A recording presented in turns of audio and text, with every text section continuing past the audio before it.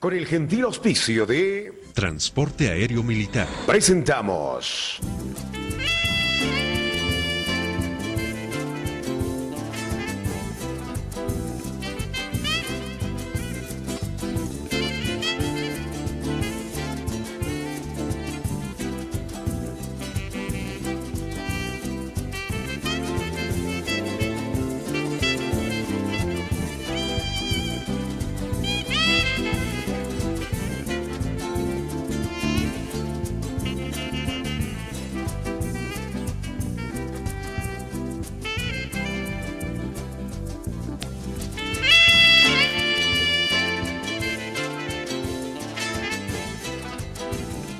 ¿Qué tal? ¿Cómo están? Me gusta saludarlos. Llegó el miércoles. Los miércoles tenemos la dicha de poder sentarnos junto a intelectuales, gente que trabaja intensamente para poder lograr un material que nos dejan como legado. Los libros, las obras, los trabajos de investigación, muchas veces tesis transformadas en libros, son pues lo que dejan como un antecedente de su trabajo de investigación, como un referente para futuras investigaciones, como base para propuestas de tesis posteriores, acá nuestros amigos intelectuales. Y los tenemos en todos los rubros y en todos los ámbitos, afortunadamente. El título de hoy es muy interesante: la justicia constitucional en el Estado plurinacional. Bases del modelo de control concentrado y plural de constitucionalidad en Bolivia. Recordemos que justamente nosotros somos gente, un país con una constitución nueva, flamante, nuevita, la estamos estrenando. Todavía estamos viendo sus conflictos, todavía estamos analizando si funciona o no funciona. Todavía hay asambleístas que han presentado muchos procesos para decir que hay temas que están en contra, son inconstitucionales. O sea, hay mucho que hablar todavía de la Constitución. Doy la más cordial bienvenida al doctor Alan Vargas Lima, abogado constitucionalista con un currículum fantástico, doctor, con varios posgrados, columnista del suplemento La Gaceta Jurídica del periódico La Razón. Además, escribe artículos en diferentes revistas especializadas, Revista Mexicana de Derecho Constitucional, por ejemplo, y además ha tenido exposiciones y conferencias en distintos cursos de capacitación, congresos nacionales e internacionales. Es tan joven, yo digo, ¿cómo? ¿Qué hacen estos jóvenes? Bienvenido, ¿cómo estás, Alan? Muchísimas gracias por la invitación y la entrevista. Bueno, a compartir. Cuéntame, precisamente. ¿hace cuánto lanzas el libro? Porque está recién editadito. Cuéntame un poquito de qué se trata. Precisamente en el mes de la primavera fue que salió publicado este libro, que en realidad yo lo considero un manual de justicia constitucional, porque se elaboró precisamente de los cursos que yo iba impartiendo a nivel posgrado en las ciudades de La Paz, Cochabamba, en Santa Cruz y últimamente también en la ciudad de Potosí. Entonces Excelente. fue ahí que se hicieron los primeros trabajos y luego lo conjuncioné todo, para presentar un manual que sea útil, para los estudiantes universitarios de posgrado, pero también para los colegas de la profesión, ¿no? ¿Por qué? Porque están habiendo vacíos, hay puntos que no se han tratado. ¿Qué es lo que te llama a hacer un trabajo de esta magnitud? Sucede que la jurisprudencia, o sea, es decir, el trabajo que realiza el Tribunal Constitucional cuando interpreta la Constitución, se plasma en una diversidad de sentencias, un montón de sentencias que son tal vez muy difícilmente ubicables. ¿Seguro? Es decir, nosotros los abogados generalmente utilizamos líneas jurisprudenciales, es decir, ideas rectoras que nos indica el tribunal, el máximo guardián de la Constitución, acerca de qué debemos entender, por ejemplo, por Estado plurinacional, qué significa supremacía de la Constitución, qué significa jerarquía normativa, qué significa bloque de constitucionalidad. Esos conceptos están inmersos en la Constitución. Pero su comprensión o sus alcances están plasmados en las sentencias. Entonces, lo que yo he tratado de hacer es sistematizar algunas de las principales sentencias o jurisprudencias del Tribunal Constitucional respecto a esos temas. O sea que esto puede servir como una base de toda la jurisprudencia que se ha ido sentando en el transcurso de este tiempo. Precisamente es una sistematización de todo aquello. A ver, ¿me puedes ir dando algunos ejemplos? Porque has trabajado casos, por ejemplo. Sí, bueno, partido, digamos, de sentencias fundantes a través de las cuales se han establecido líneas jurisprudenciales sólidas que hasta el momento se siguen utilizando a nivel de los juzgados, a nivel de resolver casos concretos. Por ejemplo, yo aquí encuentro un concepto Ujú, que, claro, puede ser demasiado elaborado y difícil de comprender. Soberanía popular. claro.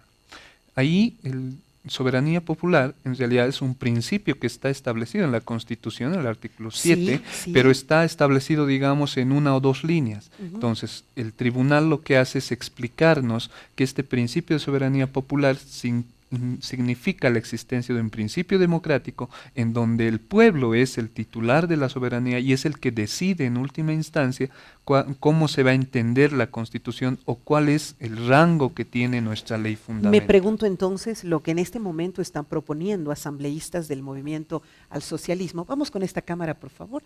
Asambleístas del movimiento al socialismo, la Ujú. propuesta que ellos están haciendo en este instante de que es un derecho humano del presidente seguir repostulando, se Ujú. podría un poco amparar en este artículo que es la soberanía popular.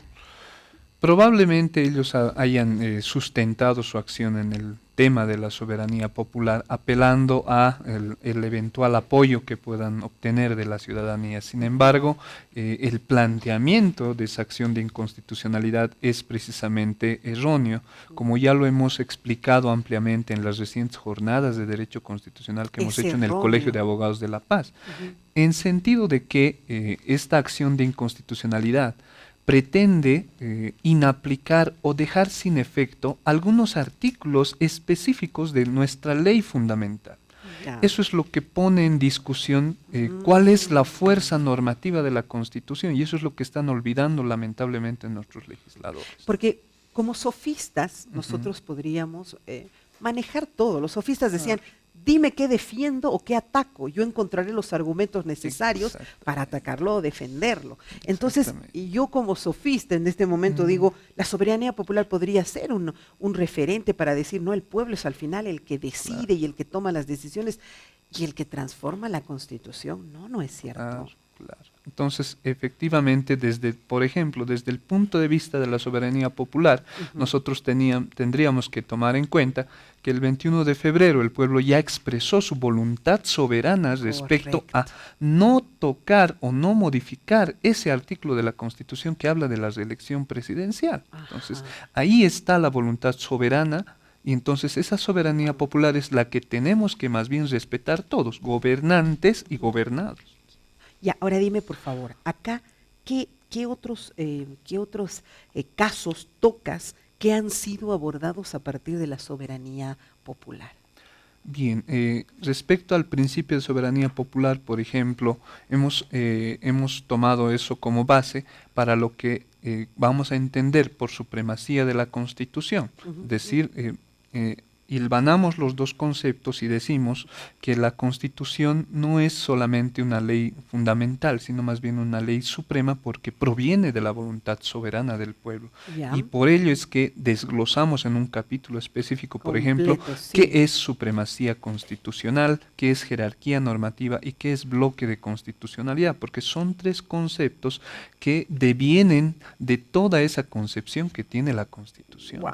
¿Cómo elaboramos y cómo terminamos por, claro, hay que desmenuzar cada concepto para que sea aplicado adecuadamente, ¿no? El principio de la jerarquía normativa, ya habías mencionado el principio de la supremacía constitucional, y aquí tienes el principio de la jerarquía normativa. O sea, se entiende que por norma jerárquica, la Constitución es la número 1, y deviene después toda una serie de leyes, pero la Constitución es la máxima de las leyes. Exactamente. En virtud de ese principio de jerarquía normativa, por ejemplo, nosotros entendemos que la Constitución es la ley de leyes, como todos conocemos, ¿no? Y de ahí devienen o derivan en grados jerárquicos distintas disposiciones legales. La misma Constitución, en su artículo 410, nos da nos muestra esa pirámide normativa y nos dice, primero está la Constitución, luego están los tratados internacionales, por debajo está estarán las leyes nacionales, departamentales, municipales. Por debajo estarán los decretos supremos, decretos departamentales y decretos municipales inclusive. Es decir, toda esa construcción jerárquica de normas implica la existencia de una subordinación de todas las disposiciones legales hacia la Constitución. Pero inclusive eso que usted está explicándome con tanta claridad, Doc, eso mismo se ha echado por tierra de alguna manera cuando asambleístas han ido a presentar normas internacionales que de hecho nuestras constituciones tienen que estar dentro de esa jerarquía, por debajo de esas normas internacionales. Efectivamente, es decir, lo que han hecho al plantear la inconstitucionalidad es mostrar una aparente contradicción entre lo que dice la Constitución y lo que dice el Pacto de San José de Costa Rica. Norma internacional. Olvidándose de que ese Pacto de San José de Costa Rica tiene la misma jerarquía de la Constitución porque conforman un bloque de constitucionalidad. Por tanto, la protección de los derechos es directamente aplicable y obligatoria. Ahora, eso no significa que necesariamente deban existir contradicciones, sino que en este caso se tratan de derechos políticos que en ningún momento han sido vulnerados, como lamentablemente han alegado los accionantes en esa inconstitucionalidad. ¿Cómo se entendería entonces? ¿No han sido vulnerados? Por tanto, no existe el derecho de poder repostularse. Exactamente. ¿Y qué dice el pacto exactamente? El pacto establece, por ejemplo, un ámbito de derechos políticos en donde nos dice que toda persona tiene derecho a elegir, pero también a ser elegido. Y en ninguna de sus partes el pacto internacional nos está diciendo que todas las personas tengan un derecho humano a la reelección. A la perpetuación. Exactamente, o al prorroguismo. Porque precisamente ese pacto ha sido elaborado y tiene la finalidad de preservar las sociedades democráticas dentro de todos los estados miembros del pacto. Por tanto, esa es la finalidad que deberían atender los estados miembros y ese es el entendimiento que debe dársele a esas normas. Es bien elaborado, ¿no? El derecho realmente es bien realmente, elaborado. El capítulo sexto suyo dice el control de constitucionalidad. El control de constitucionalidad. ¿Qué significa eso? Control de constitucionalidad simplemente se puede explicar como controlar o vigilar que se cumpla la Constitución, así en palabras sencillas, y esa tarea está encargada al Tribunal Constitucional Plurinacional. Por ello es que cuando se plantea una duda sobre la constitucionalidad de las normas, es el Tribunal Constitucional el que debe decidir si una norma es o no es conforme a la Constitución. O sea, ellos son los que finalmente definirán si esto está está acorde o no a la Constitución. Exacto. ¿Cómo lo ve usted a nuestro tribunal en este momento? ¿Tiene acefalías? Lamentablemente el tribunal, está íntegramente conformado, pero está emitiendo decisiones muy polémicas, ¿no? Por ejemplo, recientemente emitió un auto constitucional que precisamente admite la acción de inconstitucionalidad, dando por bien hecho los términos en los cuales se ha planteado la acción, cuando el Código Procesal Constitucional, que es el instrumento de trabajo del tribunal, establece que cuando se presenta una acción y ésta carece de fundamentos jurídico-constitucionales, como sucede en este caso, debió rechazarla. Sin embargo, ellos optan por admitirla ¿para qué? Para ingresar al fondo, cuando no existe fundamento jurídico constitucional suficiente que nos permita a nosotros entender que un pacto internacional que protege derechos humanos pueda ser totalmente contradictorio a las normas de nuestra Constitución. O sea que de alguna manera, al aceptar esto, ya le están dando como un, 20% de sí, ¿no es cierto? Cuando si está mal planteado debería ser no de entrada. Exactamente, esa es la omisión en la que incurrió el tribunal. Lamentablemente ya está en curso, ya se ha sorteado al magistrado relator que se va a encargar de proyectar una respuesta a la acción planteada. Y esperemos que en ese análisis de fondo el tribunal, como guardián de la Constitución, se mantenga y se exprese más bien en defensa de nuestra ley fundamental, no así pronunciándose sobre intereses sectarios o partidarios que no tienen validez. Ya, entonces, según entiendo, esa etapa de, ¿cómo llaman? Que recibe, de acepta, admisión. de admisión, esa Sí. etapa de admisión. Ahí me imagino que se va cirniendo todo, porque si no Exactamente. está bien planteada, si no tiene las bases sólidas, o Ujú. sea, ¿para qué entrar a lo profundo? Exactamente. Ahí se debe cernir todo, pero Ahí no se está debieron cirniendo. cernirlo, no lo hicieron. Pero no se Ah. hace en muchos otros casos, ¿no? En otros casos directamente rechazan las acciones por carecer de fundamento o en algunos casos se ha visto que rechazan las acciones por no citar un artículo. Entonces, Son ¿qué muy, sucedió en muy, este caso? Es la duda, ¿no? son ellos muy exquisitos Claro que sí. en su análisis. Claro que sí. Menos ahora. Menos ahora. Interesante. Yo ya Sí. tomo con humor todo lo que pasa en nuestro país, porque Sí. si no nos vamos a volver todos locos, ¿no? Entonces es mejor Efectivamente. un poco reírse y entender, porque al final todo esto son normas hechas por otros hombres, exactamente igual que nosotros. Exacto. No puede ser una verdad absoluta ni Exacto. trascendente. Me voy al capítulo, estoy en control de la constitucionalidad, que es bastante extenso su capítulo sexto, doctor, Así y ya es. entro al capítulo séptimo, que se llama, a ver, ayúdeme usted, porque sigo el control de la constitucionalidad de Bolivia. Ya, Claro. aquí estoy. El sistema de control plural de constitucionalidad en Bolivia. Ve, todo Claro que esto para sí. mí es arameo antiguo, pero ¿qué quiere decir eso? Bueno, en el anterior capítulo que usted estaba viendo, yo hago una revisión de la evolución histórica que ha tenido el control de constitucionalidad en Bolivia.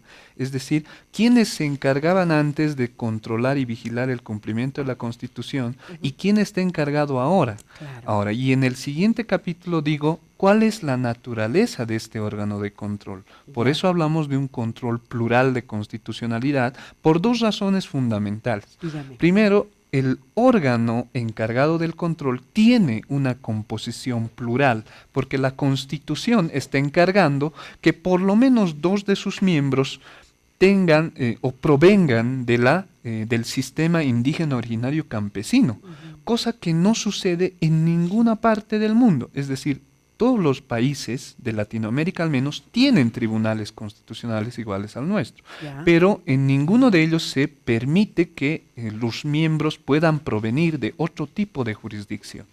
Entonces, el cambio de nuestra constitución, esa constitución nueva de la que nos habla también usted, es que precisamente permite que por lo menos dos de los miembros Sí. de este órgano de control Ajá. provengan de la Sí. justicia ¿Y a indígena usted qué le originaria y parece campesina. esto? Esto es una innovación y ¿Buena o precisamente es buena en la medida en que se pueda pluralizar, se pueda abrir el órgano componente o el órgano que se va a realizar el Bueno, control, pero la última porque experiencia se fue necesita, mala, ¿no? efectivamente. Entonces se necesita, por supuesto, una composición plural en el tribunal para que también haya una visión respecto a comprender cuáles son las culturas que existen en nuestro país y de qué manera sus normas pueden aplicarse a casos concretos. Pero Entonces, ¿acaso no estamos en un país llamado Bolivia con una constitución y que todos deberíamos aplicarla para nuestro cotidiano vivir y no seguir sacando, no sé, fragmentos de otras culturas, de otras justicias para poder aplicar? ¿No nos fragmenta más, no nos divide más eso? Porque la última vez, y le digo, esto ha sido una mala experiencia, porque recordemos que Cusi nos dijo que estaba leyendo la coca para dar algunos sí, veredictos. Es cierto, sí. Eso causó también polémica, digamos, en su momento. ¿no es Pero es cierto? justamente a lo Claro. que nos lleva este tipo de iniciativas que para mí son fundamentales, Ajá. pero me imagino que todas bajo la norma de nuestra Claro. Constitución, tiene que ser nuestra base. Nuestra Exactamente. Constitución nos dice que se incorporen grupos originarios, representantes, aplicando sus técnicas de Ujú. resolución. No, no Exacto, es cierto. Exactamente. Lo que deben hacer más bien, es decir, implementar esa cosmovisión indígena que muchos de nosotros, los abogados que provenimos de la jurisdicción ordinaria o que nos manejamos en esa jurisdicción, Occidental, no ¿no? conocemos. Ya. Entonces, hay que fusionar a momentos de resolver un caso concreto que provenga de una comunidad indígena, por lo menos, hacer una evaluación de cuáles son las normas vigentes y cuál es la cosmovisión indígena sobre la cual ha sucedido el caso y cuál es la solución más adecuada. Y a ello aplicaremos los estándares de interpretación constitucional que todo tribunal debe utiliza. Me queda muy claro, doctor. Bueno, ya estoy en las conclusiones de su libro, en el capítulo 8 concluye, y vámonos, digamos, exclusivamente, sería como el capítulo 9, las conclusiones. Sí. ¿Qué concluye usted de todo esto? Bien, en mi conclusión esencial, luego de revisar, digamos, toda esa evolución del control de constitucionalidad, llego a la conclusión de que hay que fortalecer la consolidación institucional del tribunal, tratando de que se implemente con mayor fuerza o con mayor delicadeza, más bien, este sistema de control plural de constitucionalidad bajo los ejes o los lineamientos que la Constitución nos impone, vale decir, la descolonización, la interculturalidad, que son elementos fundamentales que ahora debieran utilizar los magistrados del tribunal para interpretar la Constitución y explicarnos a nosotros cuál es el sentido de sus normas, ¿no? Qué interesante. Entonces, Bueno, ese es el propósito. esa es la conclusión. ¿Quiénes deberían utilizar este libro, doctor? Este libro está dirigido, como le decía anteriormente, a los alumnos universitarios de pregrado y posgrado, pero también a los abogados del foro, para que puedan tener a mano un manual de justicia constitucional con las principales líneas jurisprudenciales que les ayuden en su trabajo. ¿Ya cuánto cuesta? ¿Dónde está Ah. a la venta? Lo estoy distribuyendo personalmente también, aunque ya existen algunos ejemplares en la librería jurídica Temis, que está a la altura del Plaza Murillo. Entonces, en la ciudad de La Paz está plenamente disponible. Y en caso de que la gente quiera contactarse con usted para hacer la compra directa, ¿qué número? Pueden contactarse al 725-64989. 725-64 989. 989. Usted ha escrito varios otros libros. Sí, lo que pasa es que en este tiempo nos dedicamos, digamos, a investigar estos temas y bueno, surgen los libros, ¿no? El derecho del medio ambiente en la Constitución Política del Estado es uno de sus libros. La codificación del derecho procesal constitucional en Bolivia, estudio preliminar sobre la configuración de sus alcances y limitaciones en el ordenamiento jurídico boliviano, es otro. El Tribunal Constitucional Plurinacional en Bolivia, alcances y limitaciones de la normativa. Estudios de jurisdicción constitucional en Bolivia, jurisprudencia, perdón, en Bolivia, y bueno, otros libros colectivos que ha trabajado junto a profesionales como usted. Qué interesante, qué positivo, pero además qué fructífero el trabajo intelectual que usted tiene, Doc. Ya sabemos dónde lo encontramos, ya sabemos cuánto cuesta. No sé, en todo caso, han tenido ustedes un encuentro muy interesante recientemente, todos los constitucionalistas. Así es, precisamente. El Día del Abogado, ¿no? Ajá, estábamos en el Colegio de Abogados reunidos, precisamente discutiendo de estos temas constitucionales, sobre la acción de inconstitucionalidad, inclusive estuvimos discutiendo, y fue que se celebró estas jornadas de derecho constitucional el 19 y 20 de este mes. Entonces, ahí también se estuvo presentando este libro y más bien fue recibido con buena satisfacción por los asistentes. Muy bien, doctor, le agradezco mucho por haber estado en el programa, muy interesante el material y ojalá los jóvenes que están trabajando en estos temas puedan acercarse a ello y además munirse de información, porque esto es básico para el conocimiento. Ese es el propósito que perseguimos. Más bien, muchas gracias por la entrevista y la cobertura. Un gusto, Alan. Gracias a usted. Muchas Nosotros gracias. nos vamos a una muy breve pausa. Enseguida regresamos.